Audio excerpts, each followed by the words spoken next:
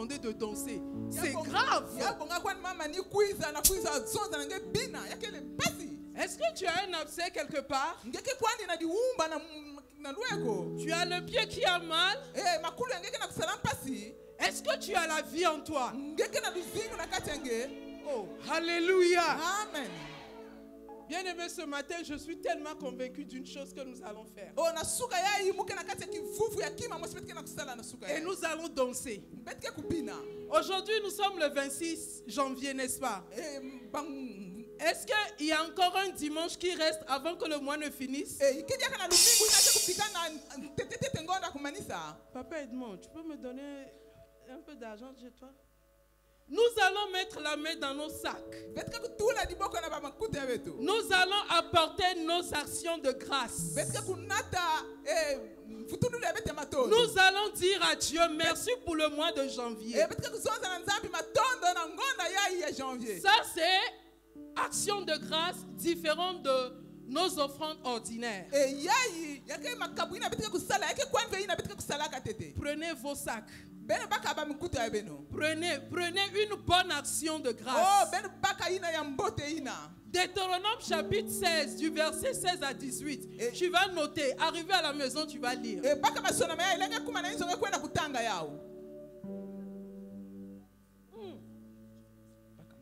Combien de crédits tu as dépensé tout le mois? Combien d'eau maillot de Pâques tu as acheté tout le mois de janvier?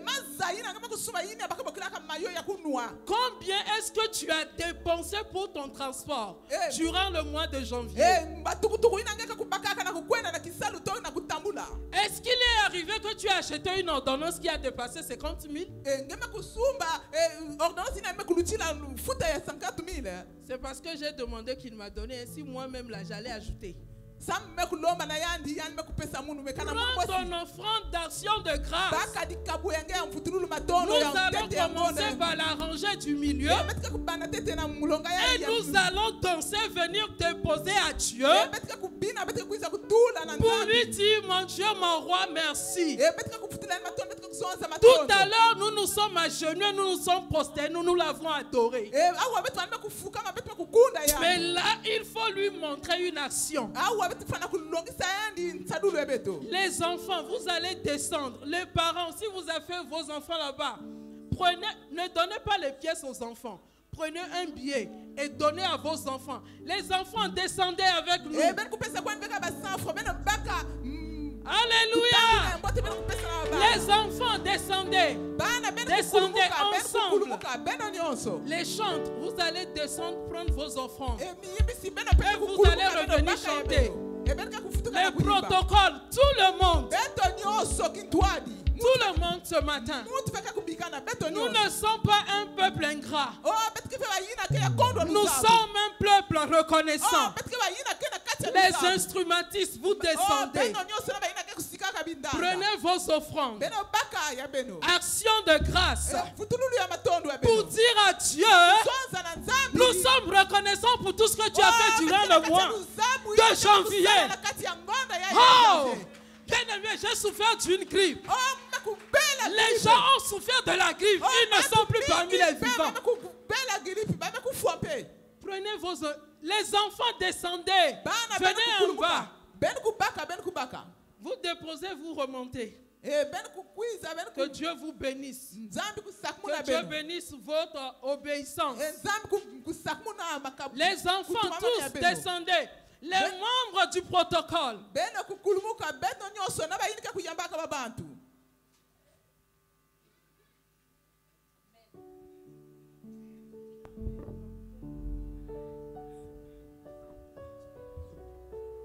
Est-ce que nous sommes prêts? Les chants, si vous avez déposé, vous montez, vous allez chanter. Les enfants, descendez. Les enfants, descendez. Venez en bas. Dieu a besoin aussi de prendre vos offrandes d'action de grâce ce matin. Les enfants, descendez. Faites descendre les enfants, s'il vous plaît. Vite, vite, nous n'avons pas le temps. Alléluia.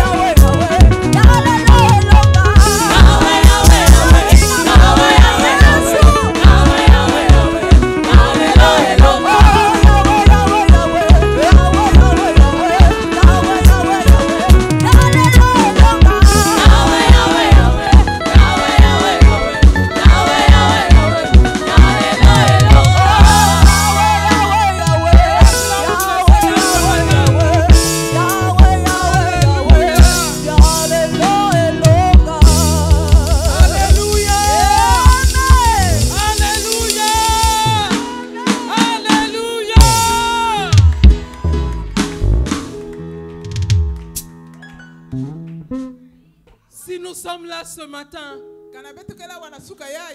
c'est à cause de son amour. Tu dois être une personne privilégiée ce matin. En dépit de tout. Alléluia. Bien-aimés, si nous venons dans la présence de Dieu, ce n'est pas une illusion, mais c'est une réalité, c'est une vérité. Et nous devons manifester cela. Non, on ne doit pas te dire, fais ci avant de faire. Le débordement de la joie, de l'amour de Dieu en toi doit t'amener à faire au-delà. Amen. Je vous demande de vous asseoir. Vous êtes bénis ce matin. Alléluia. Ce matin, je veux rendre grâce à Dieu pour cette opportunité. Bien-aimé, se tenir devant un peuple pour parler de la part du Seigneur, c'est une tâche noble.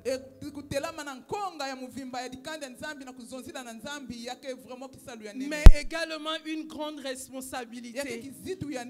Alléluia. Et si tu n'es pas appelé à ça, tu seras un marketing. En fait, tu seras en train de faire le marketing. Mais si tu es appelé à ça, c'est une grande charge. Et la charge qui m'est imposée ce matin, c'est de t'apporter la parole de Dieu pour nourrir ton âme. Afin que le règne de Dieu soit manifeste dans ta vie. Et ce matin, je veux dire merci à Dieu pour la vie du pasteur Ngoma. Il a su que sur la vie de certaines personnes, il y a un mandat divin. Et il fait tout de son mieux pour que cette tâche ou bien cette responsabilité lui soit accomplie correctement. Je l'ai toujours dit, la première fois que je l'ai écouté, j'ai aimé son esprit. C'est-à-dire, j'ai admiré, j'ai estimé son esprit.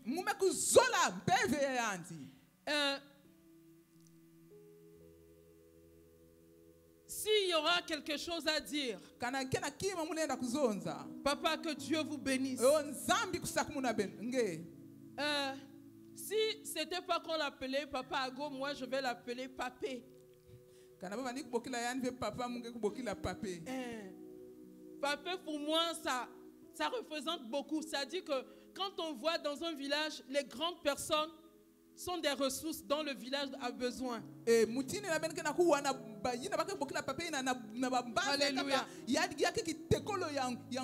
Et aujourd'hui, on a besoin de ces ressources comme Pasteur Ngoma.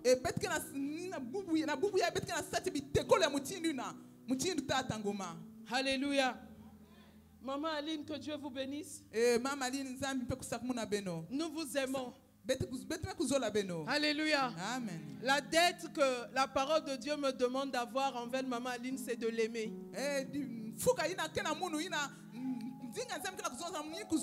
C'est tout.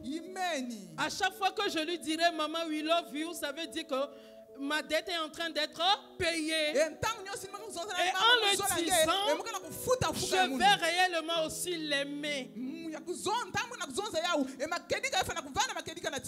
Pas l'amour avec intérêt. Alléluia. Amen. Si tu es d'accord avec d'accord avec moi ce matin, acclame le Seigneur.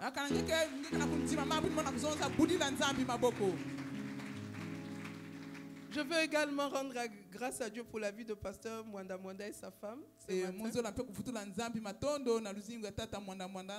C'est pas facile d'avoir des aînés devant soi et on se met à prêcher.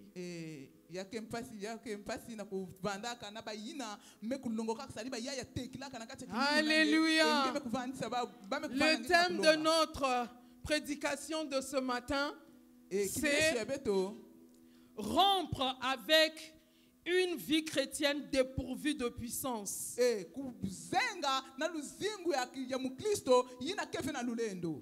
Rompre avec une vie chrétienne dépourvue de puissance.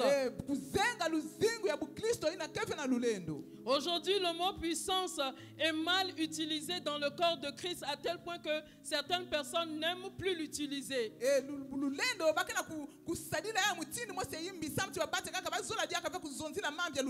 Alléluia. Alors que dans la Bible, dans le Nouveau Testament, même dans l'Ancien Testament, nous voyons le mot puissance revenir. Et quand nous voulons parler du royaume de Dieu ou du règne de Dieu, nous devons parler en termes de puissance. Alléluia. Nous allons nous mettre debout, nous allons lire deux passages bibliques. Actes chapitre 1, verset 4 à 5. Éphésiens 5, le verset 18. Actes chapitre 1, verset 4 à 5.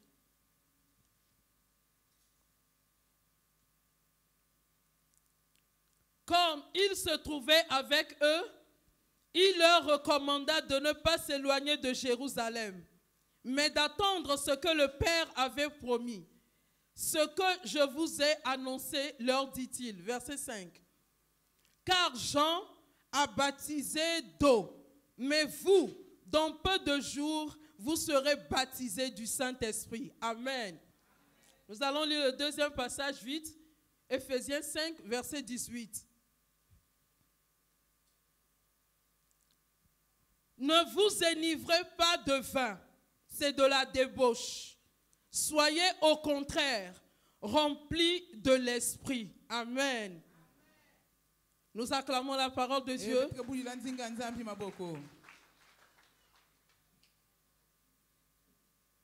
Bien-aimés, à la lecture de ces deux passages,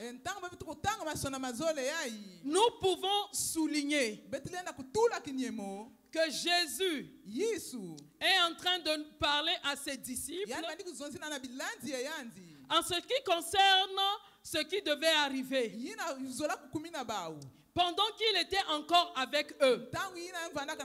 Ça, c'est après sa résurrection. Il leur dit, vous devez attendre ce que le Père avait promis. Ce que je vous ai annoncé, c'est que Jean a baptisé d'eau, mais vous, dans peu de jours, vous serez baptisés du Saint-Esprit. Alléluia. Et nous disons rompre avec une vie chrétienne dépourvue de sens.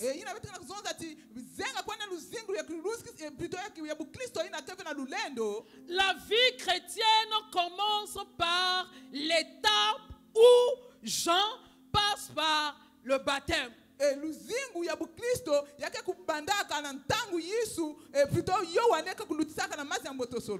Et ce baptême de Jean-Baptiste représente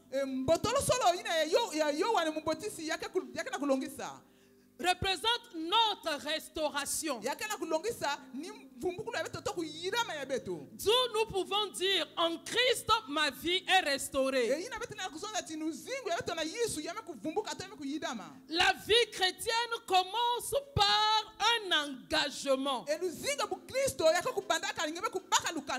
En acceptant Jésus-Christ dans notre vie. La vie chrétienne commence par ce changement de mentalité. Ce changement de mentalité suit par une nouveauté de vie. Et cette vie chrétienne aussi, on peut l'appeler ce temps où nous rentrons dans les eaux du baptême. Et nous participons à la Sainte Seine. Alléluia.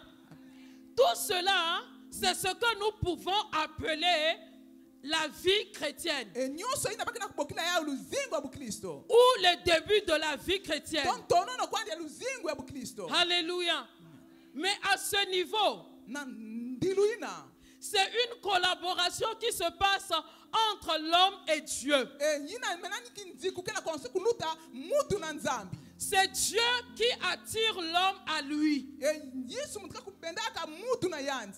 Mais il va falloir que notre collaboration puisse nous amener à rentrer dans cette vie chrétienne.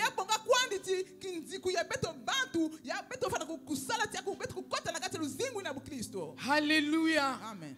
Et c'est un acte divin qui se produit au moment où nous acceptons cela. En gros, c'est ce que nous appelons la restauration. C'est seulement en Christ que nous avons cette restauration. En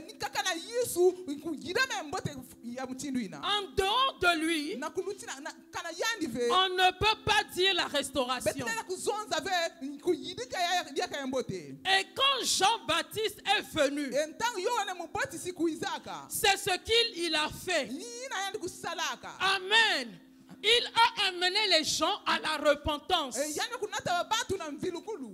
la repentance, c'est une décision saine de quelqu'un de rebrousser chemin et de s'engager sur la voie de la vie éternelle. C'est ce travail que Jean-Baptiste est venu faire. C'est là où Jésus est en train de témoigner de lui en disant que lui, il est venu vous faire baptiser d'eau. Mais vous devez attendre ce que moi j'ai promis. Et que vous devez recevoir une puissance d'en haut. Vous devez être baptisé du Saint-Esprit. Alléluia. Un cœur qui est disposé,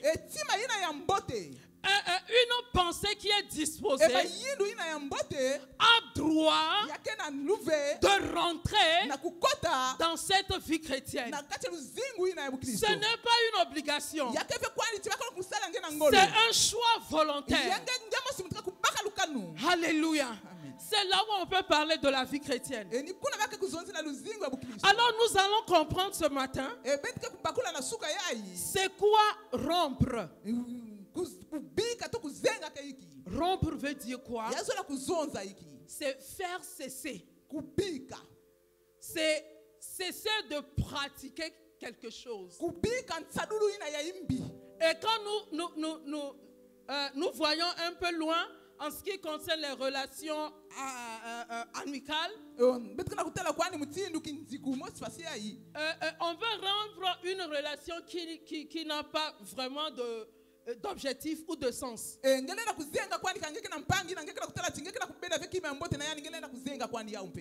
Amen.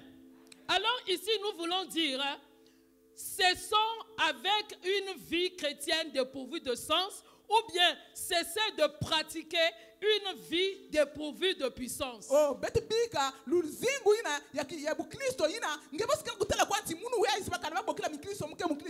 Alléluia. Est-ce que vous suivez? Si nous voulons comprendre rompre, nous sommes en train de dire que nous devons cesser d'avoir des pratiques d'une vie chrétienne dépourvue de puissance, de fait.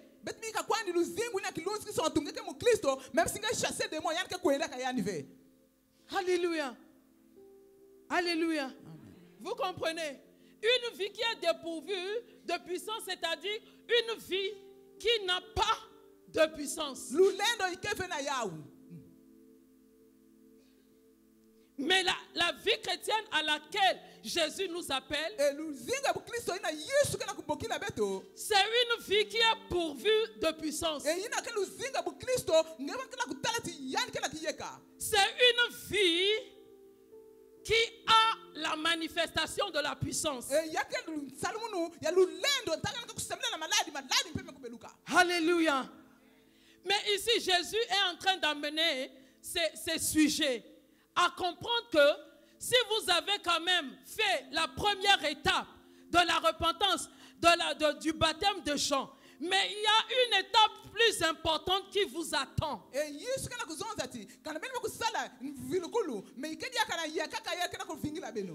cette étape importante, c'est de ça qu'il est en train de leur dire. Vous serez baptisés du Saint-Esprit. Alléluia. Jésus veut les amener à aller un peu plus en avant. Alléluia. Il ne veut pas leur faire laisser dans cette étape-là de juste, je suis devenue chrétienne, ma vie est restaurée, Jésus a fait ci, Jésus a fait ça dans ma vie. Non, mais Jésus veut les amener à une autre dimension d'où ils vont rentrer dans le baptême de l'esprit.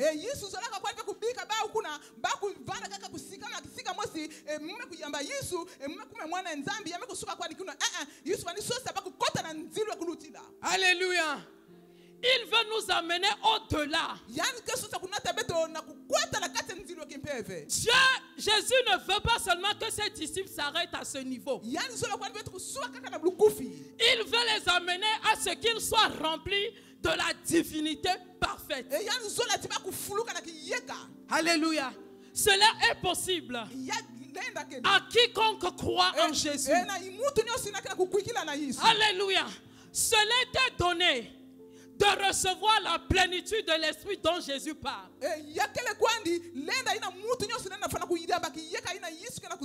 Si tu as seulement cru en Jésus, si tu as renoncé à tes péchés, si tu as cru à la mort de Jésus sur la croix pour toi, le fait d'être rempli t'est réservé pas à quelqu'un d'autre, mais à toi. Mais à toi. Pas à quelqu'un d'autre, mais à toi qui es là ce matin. Alléluia. C'est ce qui représente la vie chrétienne. Sans cela, Jésus ne viendra pas dire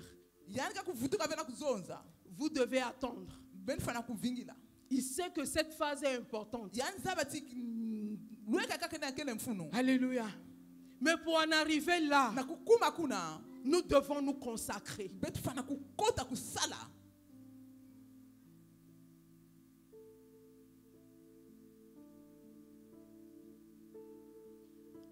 Pour bénéficier le verset 5 de Actes chapitre 1,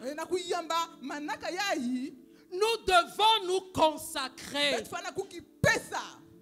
Alléluia. Bien-aimé, la vie chrétienne, c'est une vie qu'on doit mener. Et si la plénitude de l'esprit n'y est pas, ton identité ne sera pas vue réellement en tant qu'enfant de Dieu. Et tu ne pourras pas bien représenter la cause de ton royaume sur la terre. Mais cela nous demande la consécration. Oh, c'est quoi la consécration?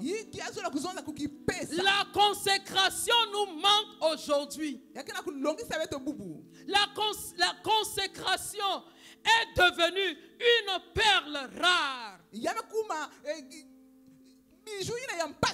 parmi le peuple de Dieu. Alléluia. La consécration en tant que celui qui est sauvé. La consécration en tant que celui qui a reçu l'Esprit de Dieu en lui. Alléluia. Nous manquons de la consécration. Parce que nous nous laissons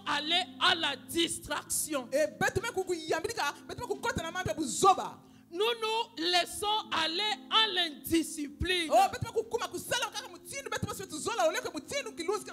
Nous nous laissons aller à la méconnaissance de ce que nous sommes devenus.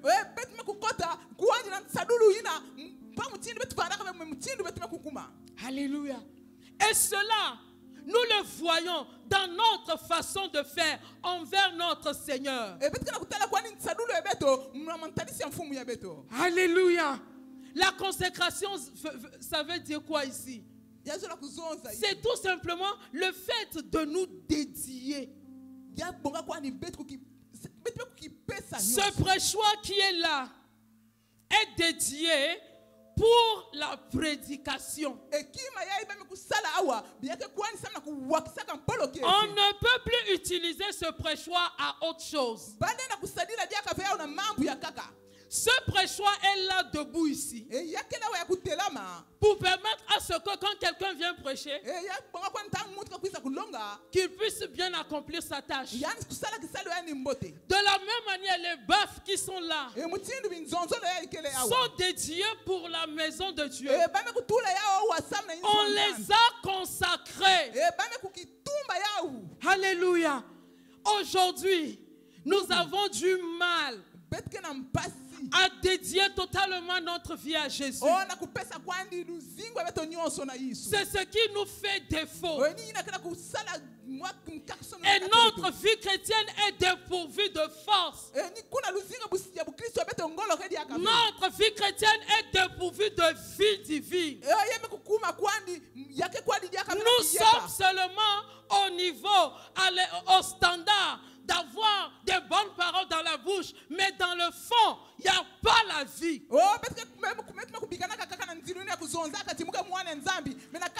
Nous sommes habitués à dire, Seigneur, tu es bon, tu es merveilleux, mais nous ne mesurons pas l'ampleur de ce que nous disons.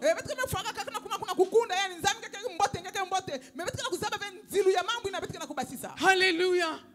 Bien-aimé, l'indiscipline, la distraction, la méconnaissance des vases que nous sommes devenus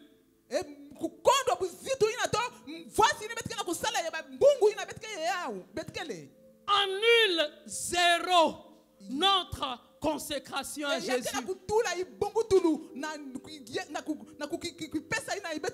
Jésus n'est pas mort pour que tu puisses avoir cette vie chrétienne que tu as. Non, non, non.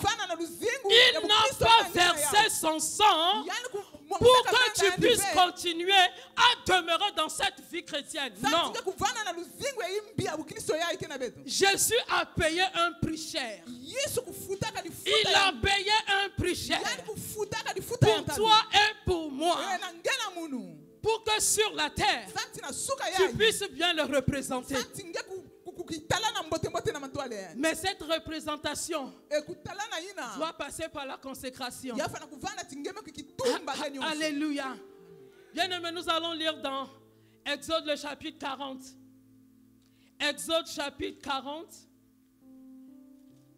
Quand Dieu a donné des ordres à Moïse, Moïse a respecté scrupuleusement ce que Dieu lui a dit.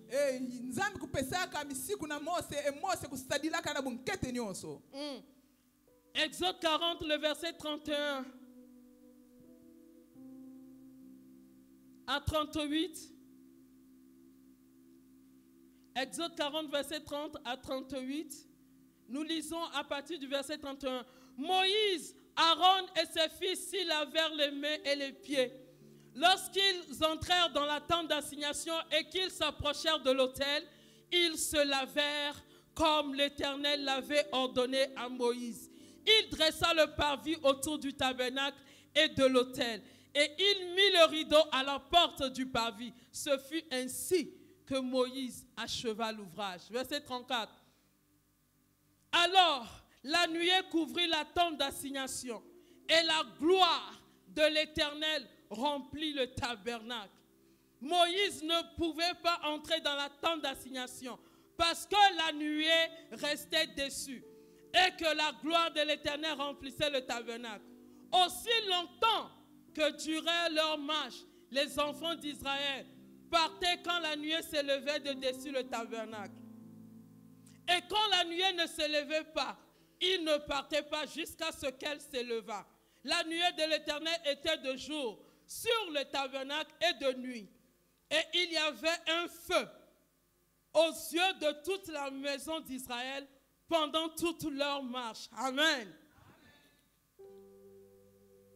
Bien-aimés, nous voyons ici les recommandations que Dieu a données à Moïse. Et quand il a obéi, et il est allé à la consécration, nous voyons la gloire de l'Éternel qui s'est manifestée. Et cette gloire est tellement réelle, elle est tellement visible, que Moïse lui-même n'arrivait pas à supporter. La gloire remplissait le tabernacle. Ça, c'est le résultat d'une consécration. Alléluia. De la même manière, bien-aimé, si tu décides de consacrer ta vie à Jésus, de consacrer ta vie à celui qui t'a sauvé, il t'amènera à avoir une vie chrétienne, vraiment, une vie chrétienne englobée, vivace de sa puissance. Alléluia. Bien-aimé, si les disciples, après le départ de leur maître, ne se sont pas consacrés en attendant la promesse, ils seront demeurés des faiblards.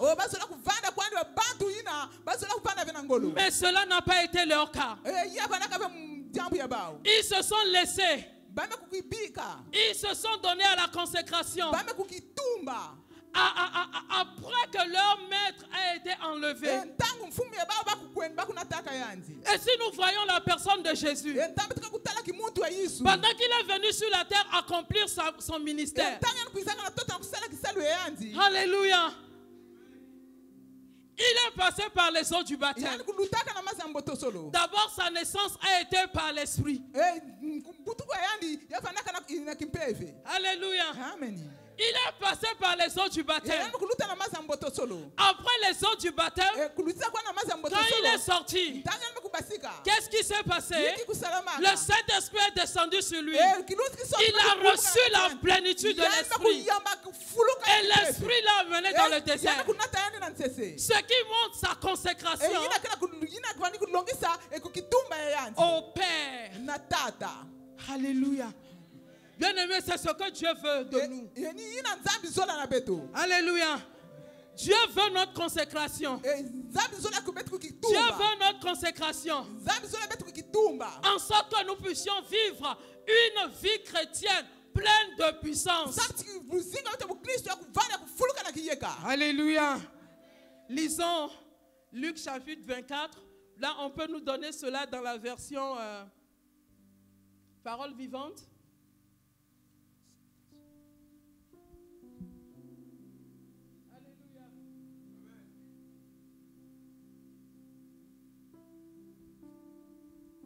Luc 24, verset 49 nous dit: et moi, je vais vous envoyer ce que mon Père a promis. Mais vous devez rester dans la ville en attendant de recevoir la puissance de Dieu. Qui veut recevoir la puissance de Dieu dans sa vie? Cette parole, elle est pour nous. Bien-aimés, nous sommes fatigués de continuer à servir Dieu. Nous sommes fatigués de continuer à mener des vies chrétiennes fades. Mais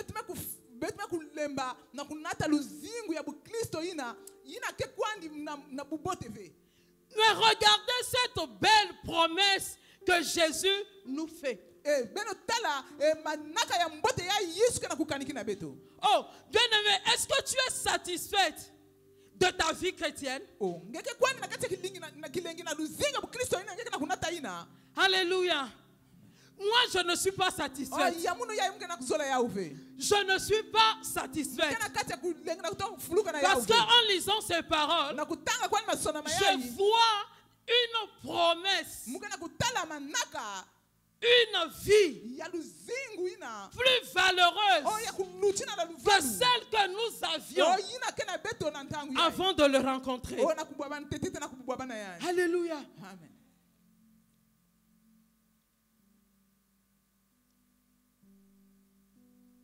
Jésus, quand il était avec ses disciples, il leur donnait pouvoir d'aller et de guérir les malades et de délivrer les démoniaques. C'est une mesure qu'ils ont. Alléluia. C'est une mesure de l'esprit qu'ils ont en ce moment.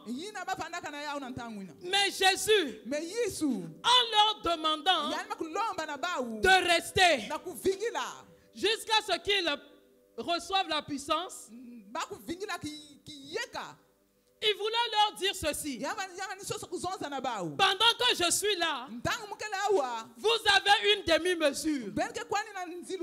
Mais ce que je veux pour vous, que vous ayez une mesure pleine à déborder. Que vous ayez une mesure pleine à déborder. Alléluia. Il ne veut pas que tu puisses demeurer à ce niveau. Jésus veut que tu puisses avoir une mesure débordante. Alléluia.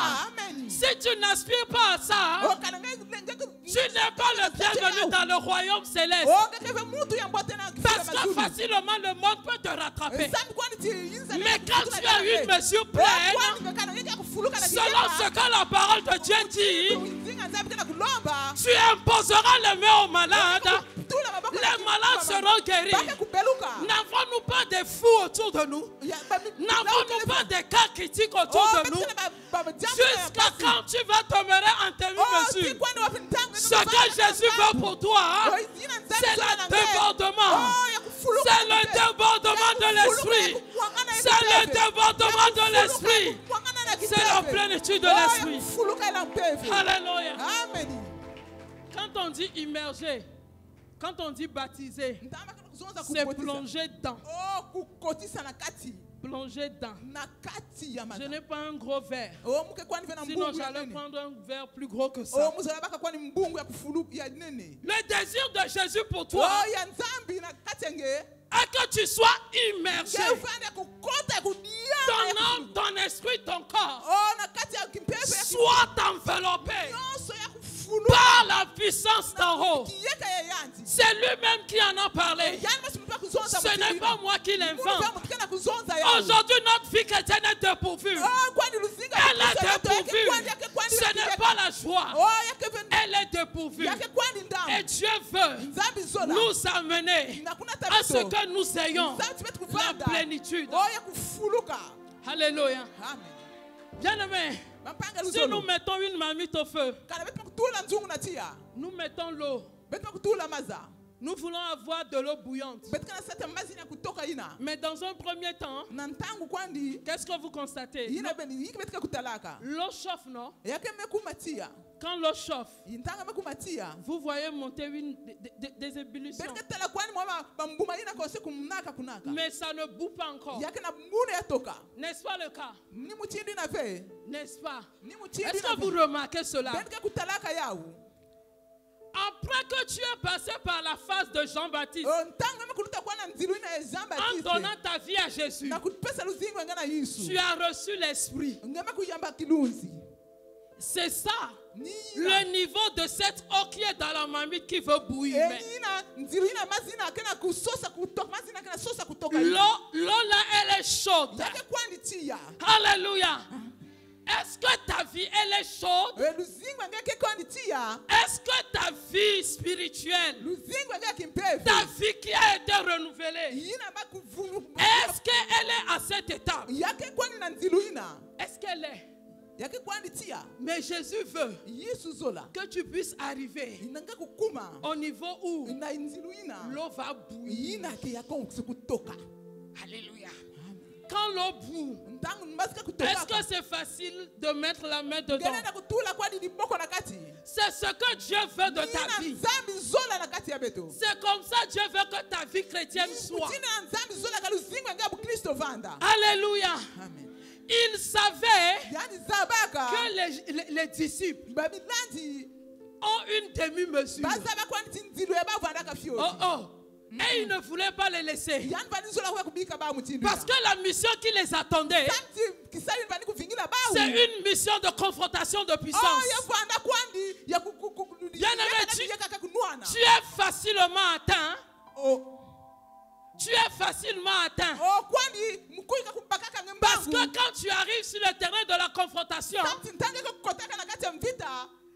la chaleur de la plénitude de l'esprit ne se manifeste pas. Bien-aimé, face au monde invisible, il t'a donné le pouvoir de faire. Mais puisque ta vie est dépourvue de puissance, le monde invisible peut tout faire avec ta vie.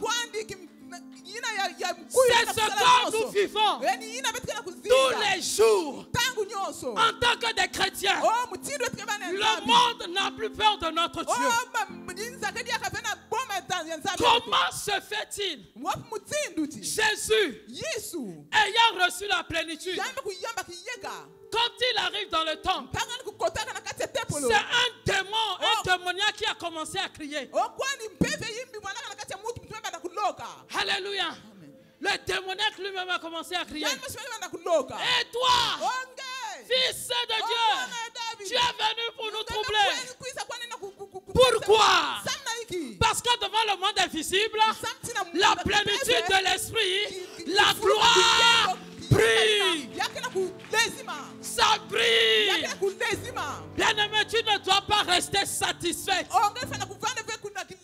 dans cet état où tu es, en proclamant que je sers Dieu. Non et non. Dieu veut t'amener à la mesure pleine. La plénitude. La plénitude, c'est le trop plein. C'est le débordement. Quand la Bible utilise les mots, la Bible l'utilise à bon escient. C'est nous qui déformons les mots. C'est nous qui comprenons mal les mots. Quand j'ai commencé à lire ce passage, j'ai refusé d'être n'importe quel chrétien, n'importe quelle prédicatrice. Je le dis et je le dirai. J'organiserai des campagnes d'évangélisation. Quand les gens verront, ils diront il y a eu Kento, il y a eu Bakala. Amen. Parce que la plénitude de l'esprit œuvre en moi. Et ça, c'est la volonté de Dieu pour moi. Mais une vie chrétienne dépourvue de puissance n'est pas la volonté de Dieu. Alléluia. Amen. Il y a des témoignages. Des gens vont, à l'évangélisation. Et les occultistes leur envoient des enchantements et des envoûtements. Ces magiciens n'ont jamais eu la victoire. Pourquoi? Parce que la plénitude de l'esprit dans leur vie, la plénitude de l'esprit dans la vie de ces prédicateurs leur accorde la victoire. Alléluia. Amen. Notre vie chrétienne ne doit pas seulement se limiter dans les demander, dans les recevoir, mais notre vie chrétienne, notre vie chrétienne doit quitter cet état où nous devons rentrer dans l'état de la manifestation du royaume dans lequel nous sommes. J'imagine si cette rangée de jeunes ont reçu la plénitude. Oh, le dimanche prochain, cette salle sera remplie. Alléluia. Amen. Quand on reçoit la plénitude, qu'est-ce qui arrive? On reçoit la puissance.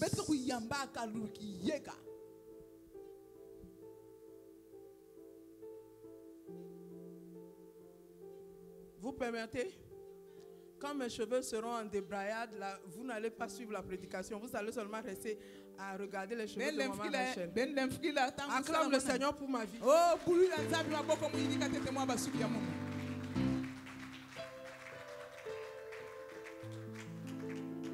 Non, mais c'est la vérité. Ça fait partie de mon travail ce matin. Hein? Vous permettez, j'arrange. Je ne veux pas vous laisser dans la distraction. Ma mission ce matin ici, c'est de te communiquer la vie de l'esprit. Acclame le Seigneur pour ta vie.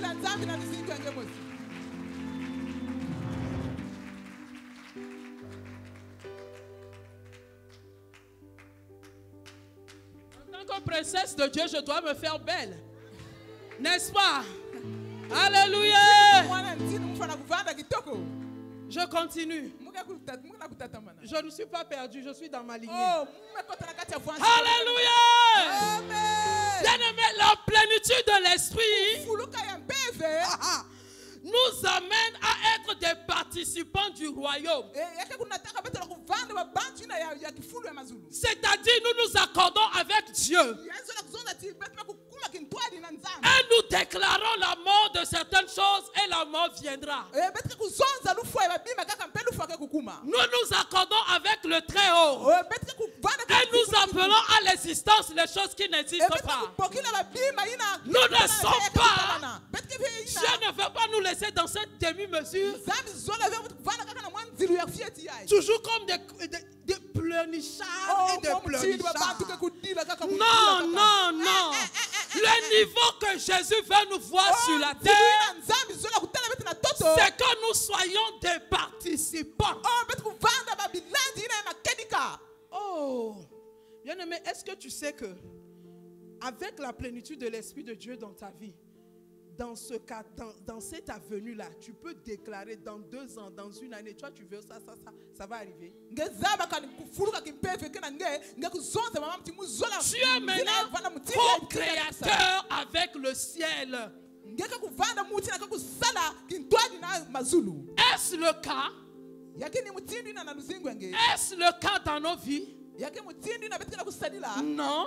D'où nous disons que nous devons rompre avec une vie chrétienne dépourvue de puissance.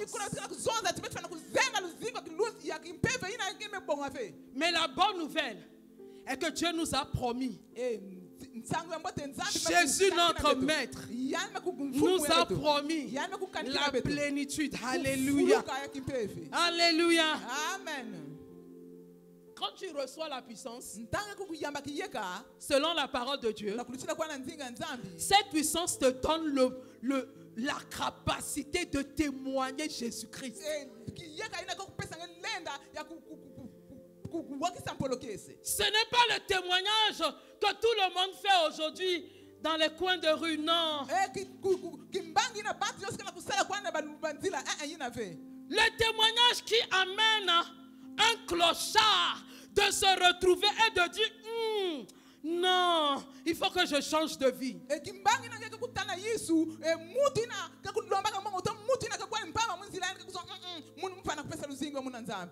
La plénitude de l'esprit te donne la puissance. Quand tu seras en train de parler à un alcoolique fiefé, après que tu auras fini de parler, il est le dégoût de ne plus boire l'alcool. Je dis bien à l'instant T. Et les jours qui vont suivre, il te dira, tu te souviens le jour où tu m'en as parlé, depuis ce jour je n'ai plus bu. C'est ce que la plénitude de l'esprit fait en toi. Et si tu n'arrives pas à le faire, imagine beaucoup de gens que tu as rencontrés qui sont demeurés les mêmes. Mais pendant ce temps, lui, il sait que tu vas à l'église mardi, jeudi, dimanche, et tu pries. Mais l'alcoolique fiefé est demeuré alcoolique. Oh, si tu refuses la demi-mesure, si tu recherches la plénitude, elle te donnera la puissance de témoigner. La puissance, la plénitude de l'Esprit de Dieu en nous fait plier les genoux des détenteurs de pouvoir philosophique. Aujourd'hui, le monde est renfermé. Le monde est rempli de ceux qui détiennent la philosophie. Et cette philosophie-là les empêche de parvenir à la connaissance de Christ.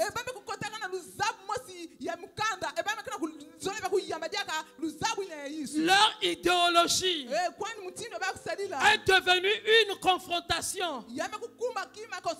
L'idéologie des philosophes aujourd'hui dans le monde est en train de prendre le dessus même sur la doctrine chrétienne.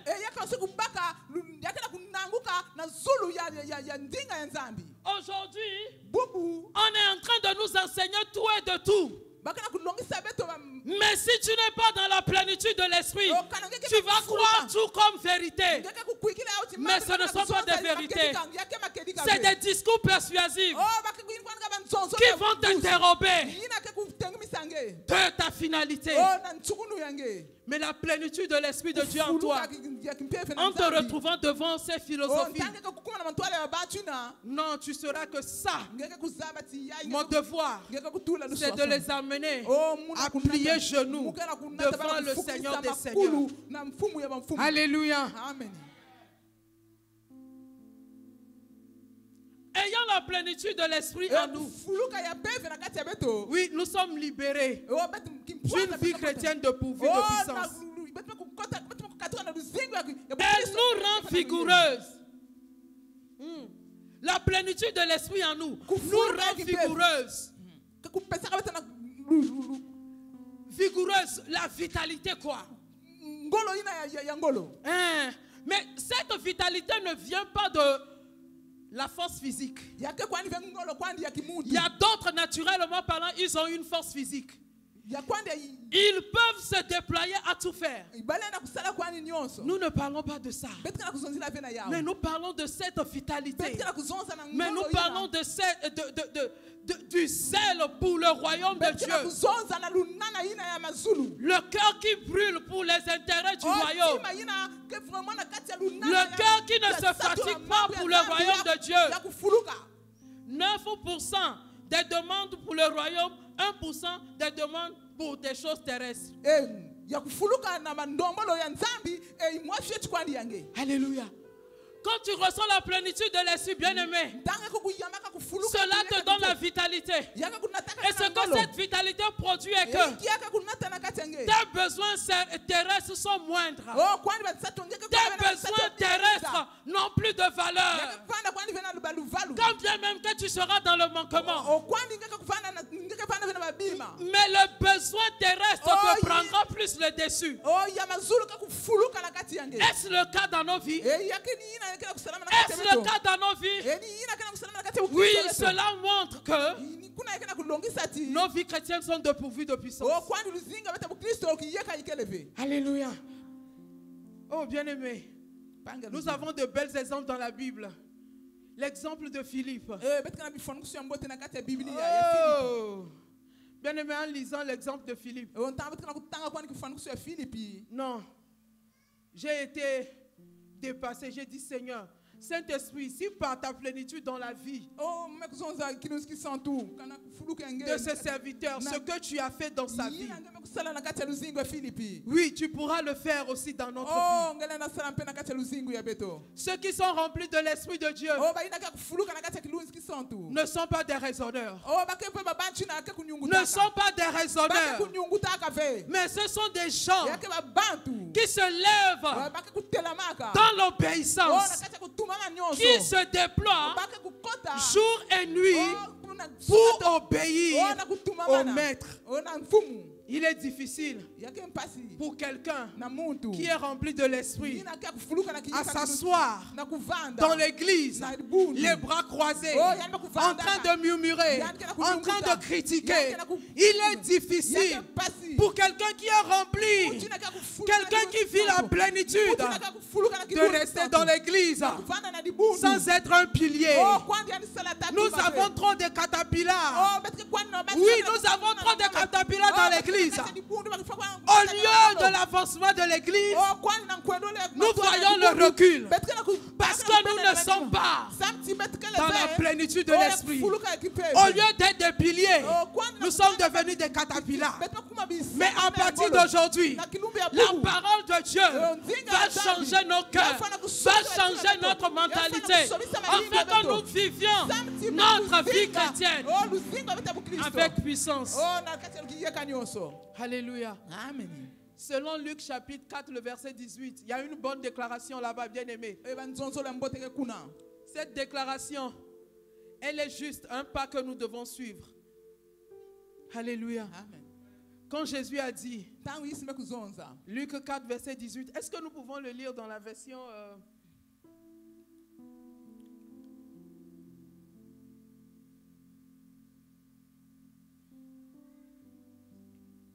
Luc 4, verset 18. Frère Marc, nous pouvons lire dans la parole de vie.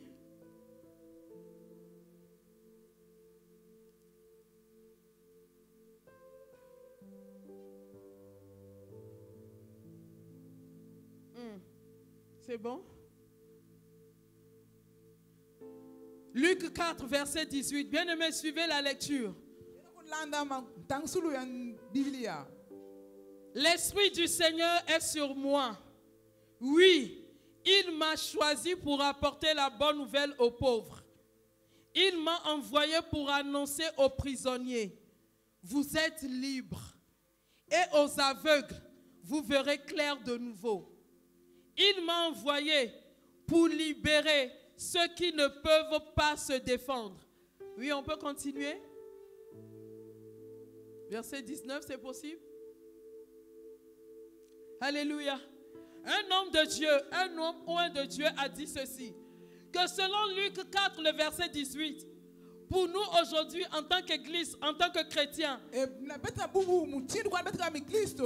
ce que nous devons dire. Que par nous, nous sommes oints. Oint veut dire, nous avons reçu la puissance de la plénitude pour emporter la délivrance à ceux qui sont dans les chaînes des démons. Pour guérir les cœurs brisés et les corps attaqués par la maladie. Pour ouvrir les yeux des aveugles, tout comme ceux qui sont aveugles dans la vie. L'Esprit nous a oints pour débloquer des situations bloquées et permettre aux gens de vivre pleinement. Et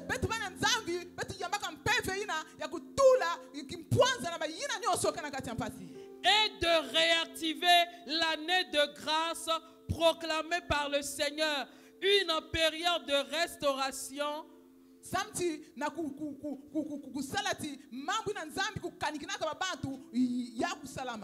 le goût de vivre pleinement reviendra parmi les hommes. Alléluia. Bien-aimés, quand nous vivons la plénitude de l'esprit, c'est pour nous amener à ça. dans notre quartier, dans notre famille, dans notre ville, dans notre environnement, partout où nous irons. Alléluia. Amen. Bien-aimé, pour finir,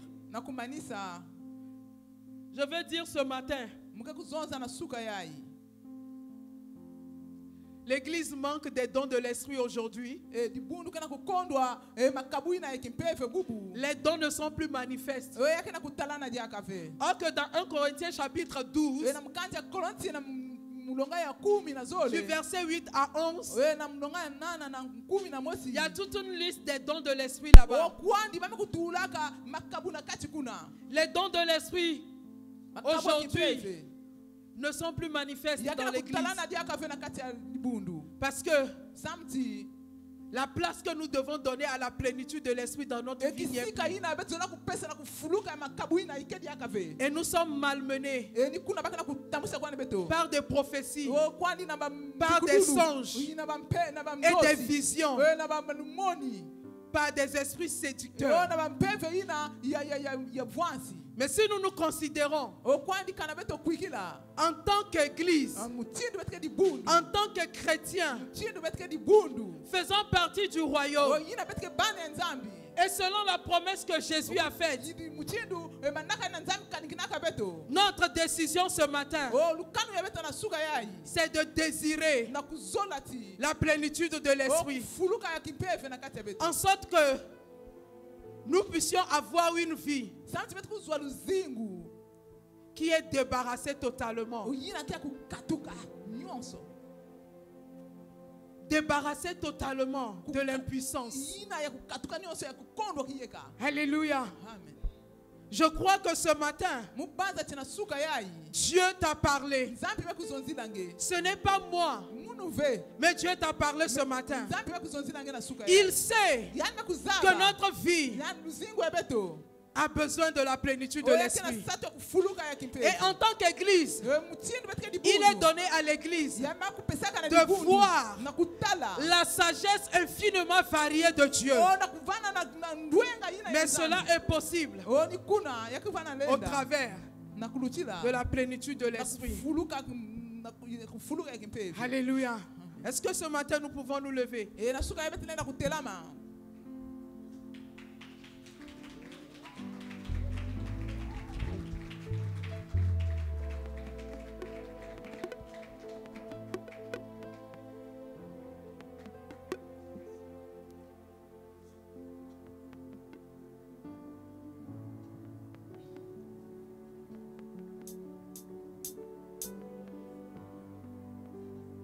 Alléluia. Bien-aimé, est-ce que je vais te demander d'élever ta voix? Quelle est ta décision ce matin?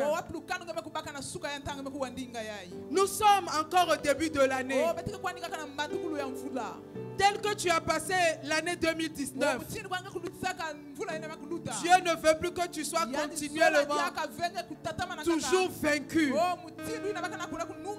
Jésus veut vivre cette plénitude avec toi. Quelle est ta décision ce matin?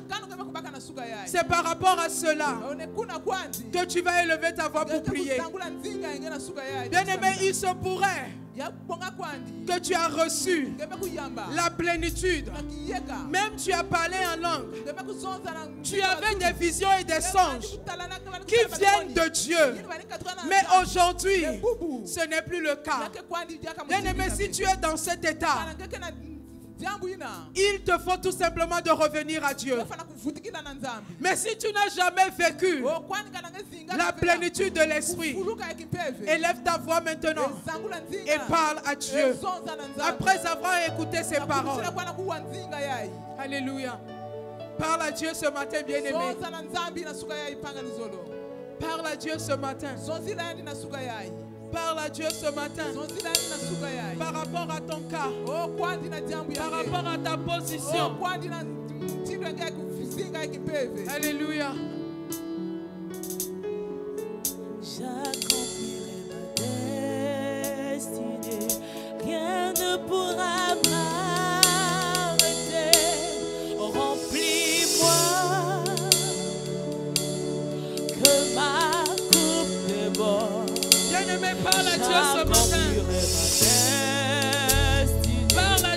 matin, bien-aimé.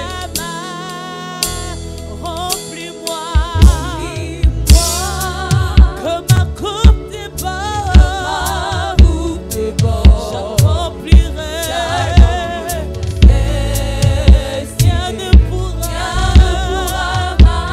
ce matin. Remplis-moi, que ma coupe déborde, j'accomplirai. Rien ne pourra m'arrêter.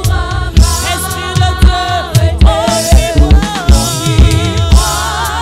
que ma coupe déborde, j'accomplirai ma destinée. Rien ne pourra m'arrêter. Remplis-moi,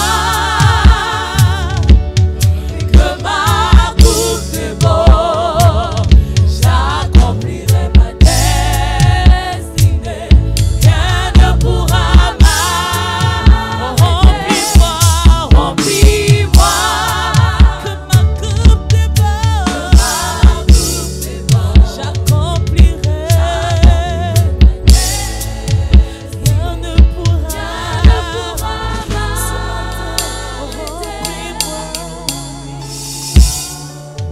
Seigneur, je voudrais simplement, au terme de cette prédication de ce matin, te dire toute ma reconnaissance. Te dire merci, Seigneur. Toi qui sondes les cœurs et les reins. Toi qui observes notre quotidien. Et tu comprends le pourquoi de nos échecs. Tu comprends le pourquoi de nos tribulations aussi peut-être. Et tu as apporté l'explication ce matin. En nous enseignant, en nous parlant, en nous expliquant la nécessité d'être réellement rempli. D'être réellement rempli, possédé, environné par ton Esprit Saint. Image de ta puissance et de ta présence au milieu de nous. Accorde-nous la grâce, Seigneur, de marcher sur tes pas. Accorde-nous la grâce de saisir, de comprendre, de pratiquer, afin d'attirer et de placer sur nous ce manteau qui nous permettra de marcher de gloire en gloire, de victoire en victoire, d'être relevé. Seigneur, tu es bon. Seigneur, tu es bon. Et je prie que cette parole soit gravée sur des cœurs de chair. Je prie que cette parole, oh Dieu, puisse faire l'objet d'une analyse. Car nous nous souvenons, oh Dieu, de nos anciens de Béret qui écoutaient la parole et qui cherchaient à comprendre pour mieux la pratiquer. Ce matin, toute la gloire à toi, Seigneur. Tout l'honneur à toi. Toute la reconnaissance à toi. Et nos acclamations à toi. Alléluia. Alléluia.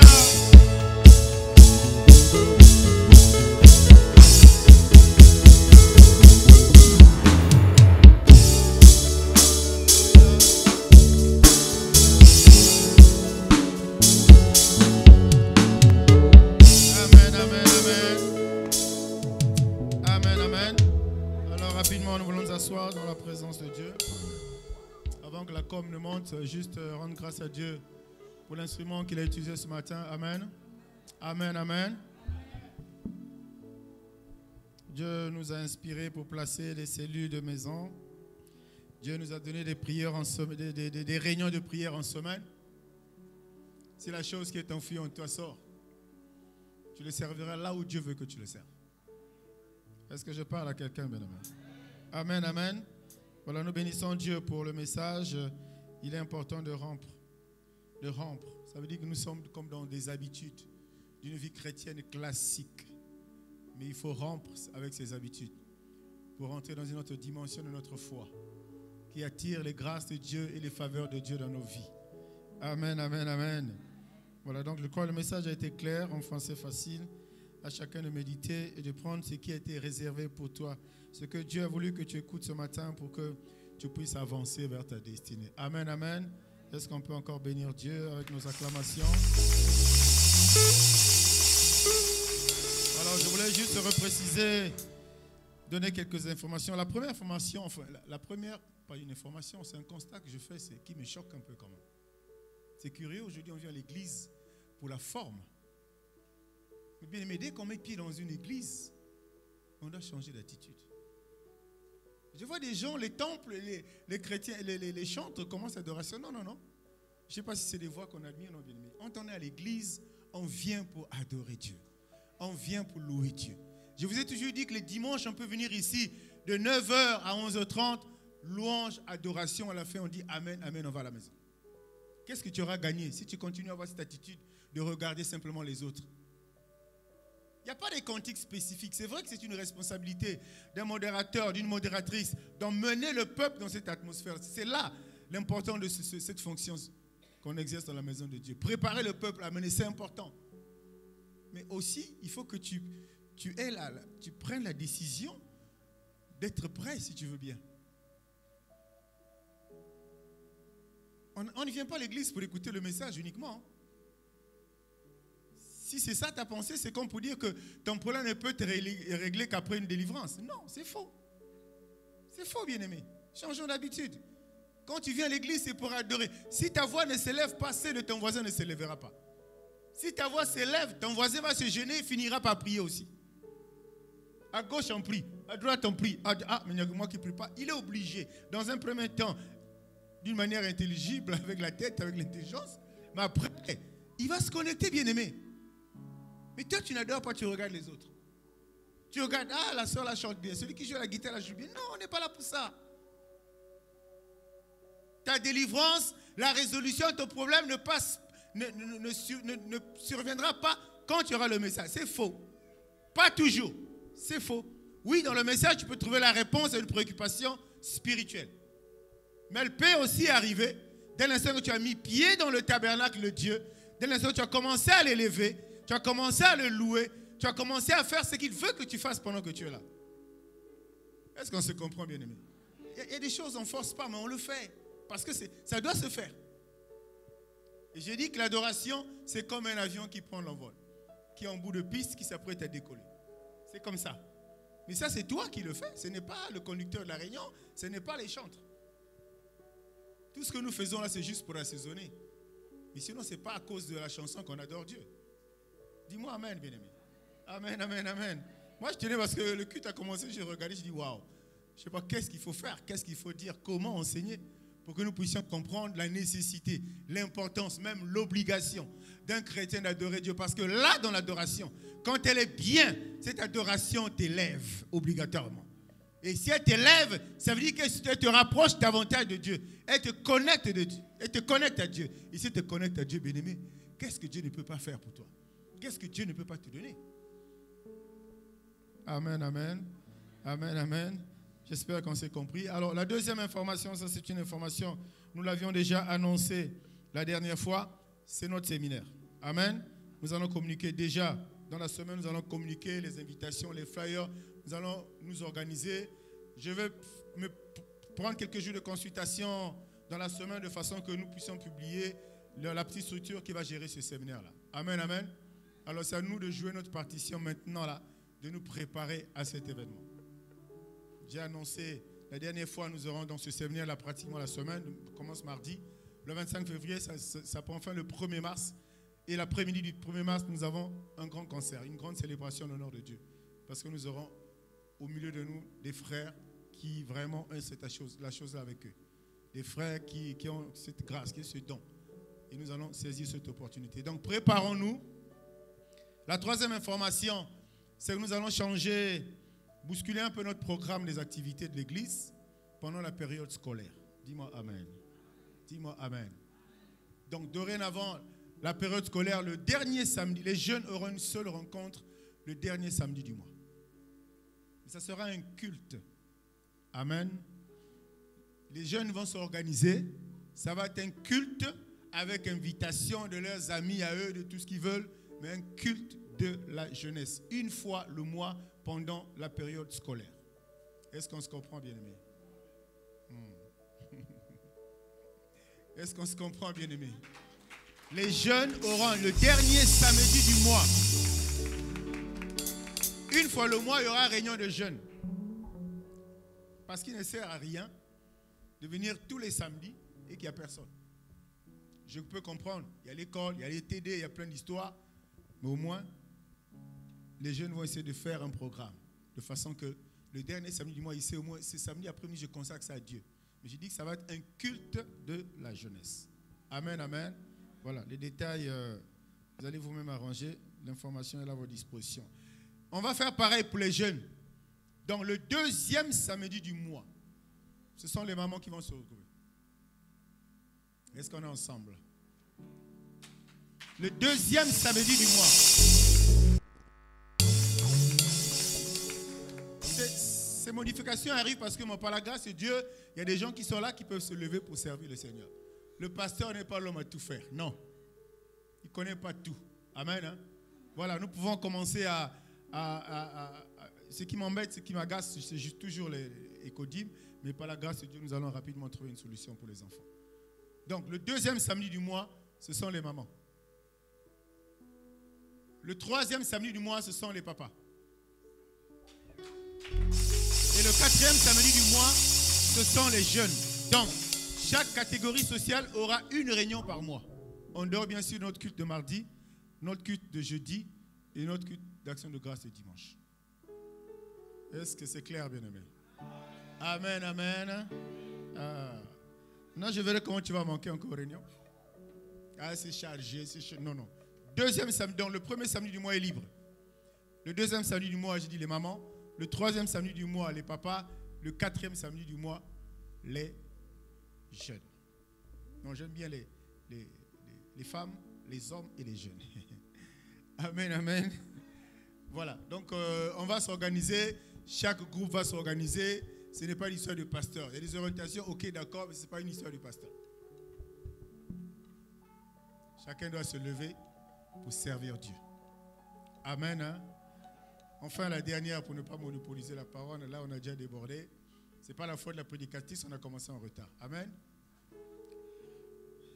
Ceux qui font attention, ils se rendent compte qu'il y a un nouveau groupe qui est là. Un autre groupe, qui est le groupe qui était dehors, on l'a fait rentrer. Parce que la panne qu'il y a sur notre groupe est assez importante. Amen. Le groupe que nous avions avant, il avait 84 kVA. Donc il répondait à peine. Quand tu lançais un split, tu écoutais quand même un changement de régime du moteur. Ça veut dire que c'était bien, mais ce n'était pas assez suffisant. Et celui qui est là, il fait le double. Il fait 88 kVA. Donc si tu peux nous amener déjà 2 armoires de split au fond là-bas, ça serait formidable. Est-ce que je parle à quelqu'un? Ça nous va, la température ça va, mais si ça chauffe ici, ça ne va pas aller. Donc si tu peux nous amener une armoire là-bas, une autre coin là-bas, en tout cas le groupe il va répondre. Le problème c'est que le groupe, on ne nous l'a pas donné cadeau. Amen, amen. Voilà, il y a un petit troc qui est là, il a repris, il va se débrouiller, c'est un petit, je connais depuis une dizaine d'années, il a dit, bon c'est l'église, on va pas, parce qu'on ne peut pas faire, là. Une fois on a essayé de faire le culte ici avec l'attention de la SNE, c'était 180, les amplis coupent, parce que ça ne répond pas, donc chaque culte on est obligé d'utiliser ça. Donc je voulais juste donner cette information.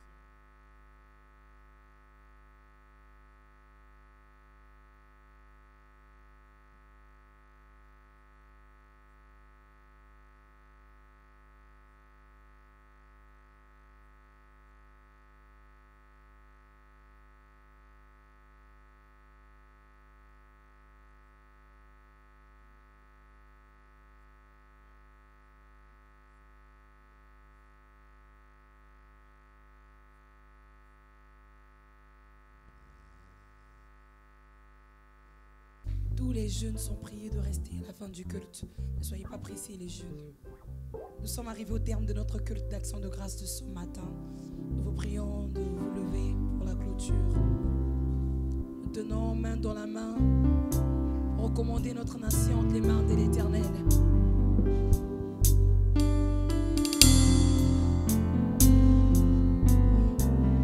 Adonai, Adonai, le Dieu créateur. Le Congo est dans ta main, Seigneur. Éternel est ton nom, Adonai. Adonai, Adonai.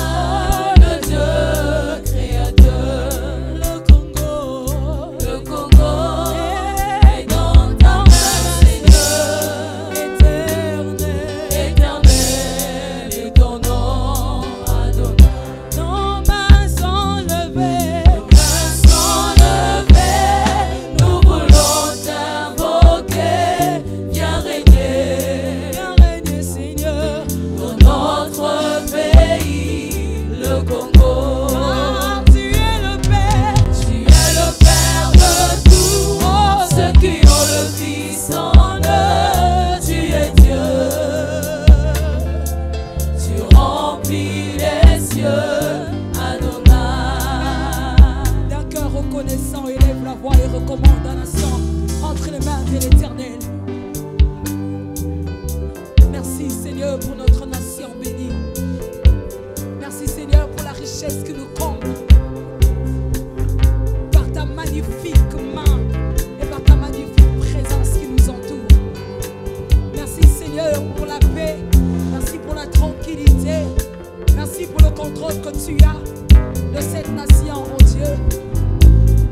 Merci pour le lendemain meilleur. Merci pour l'avenir de cette nation, oh Dieu. Merci pour cette nouvelle génération que tu es en train de susciter au sommet de cette nation qui changera les choses, qui bouleversera l'ordre, Seigneur, de ce pays. Parce que Père, tu es en nous. Et nous savons que lorsque tu es en nous et que nous sommes débordés de ta plénitude, nous ne ferons pas des choses comme nous l'attendons, mais nous faisons des choses comme toi tu le veux. Merci Seigneur pour la liberté de l'évangile propagée avec tranquillité, avec influence et impact dans cette nation. Gloire à toi Seigneur. Merci pour ta paix qui surpasse toute autre paix, qui est au siège de cette nation. À toi la gloire Seigneur. Maintenant que nous sommes au terme de ce moment, de ces instants de prière, de ces instants où tu nous as parlé, où tu nous as enseigné, où tu nous as, oh Père, parlé, enseigné. Oui Seigneur, encore enseigné, que nous devons être dans la mesure débordante, Seigneur, de ta parole et le temps dans ta présence. Merci Seigneur, parce que notre désir, c'est d'être toujours près de toi et te dire combien nous t'aimons en pratiquant dans le quotidien ta parole. Merci pour la suite du programme de la semaine, oh Dieu. Et merci pour la fin de cette journée. À toi la gloire, le règne, la victoire, la puissance, la majesté, l'honneur, les acclamations te soient rendues. Dans le nom glorieux de notre Seigneur Jésus, nous avons ainsi prié et nous disons tous Amen. Amen. Bon dimanche à tous. Les jeunes, ne soyez pas pressés. Tous ceux qui nous ont visités pour la première fois également, occupez les premières places. À votre gauche. Droite.